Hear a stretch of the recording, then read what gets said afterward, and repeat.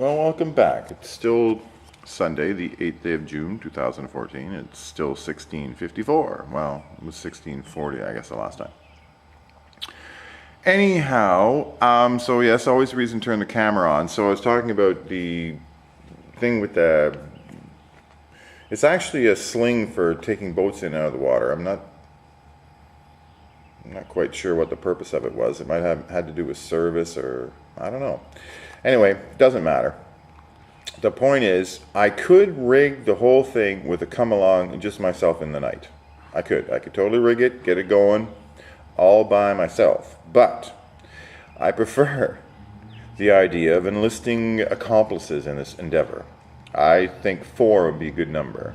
I don't know, just pick that out of the air. But I have 3 people in mind, so with me that'd be 4. But I think we'll add 1 more, would be 5.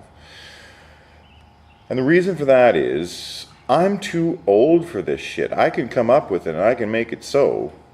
I can be number 1. However, I ain't launching myself. And I was talking about doing it with a sack of potatoes, which I still might do.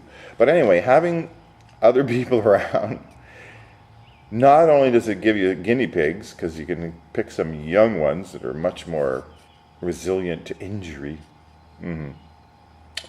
Also, you can saddle yourself with some intelligent people, hopefully, who will strap on the thinking cap and remind you not to be a total and complete buffoon about the whole thing. Because I don't know if you've noticed, but there are some potentials for error, yes.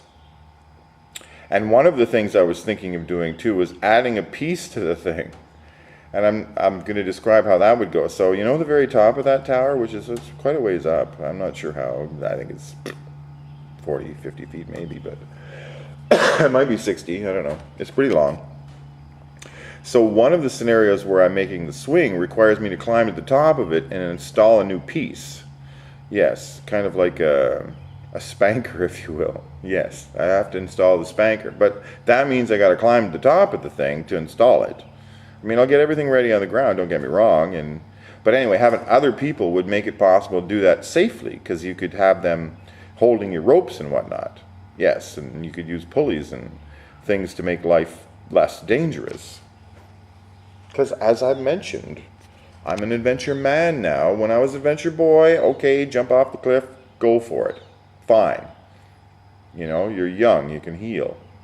But now it's not so good. I got the arthritis, man. You gotta slow down a little bit. So I need accomplices. So that's why I turned on the cameras to talk about that. And I'm pretty pumped. I don't know if you can sense the joy almost in my voice. Joy, yes. Because there's nothing on the face of the earth I love to do more than introduce people to the pocket adventure. That's what I call it. I can introduce you to an adventure in 3 days or less. I can usually kick it up in an afternoon, but a well-laid plan makes it more fun. So I think it's going to take about 3 days to rig that thing. Yeah. 3 days. 2 nights and a day. 2 nights and a day to rig it.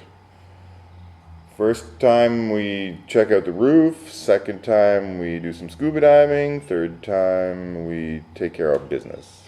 Well, we have to, somewhere in there we got to harvest the cable. Yes, we need a bunch of cable.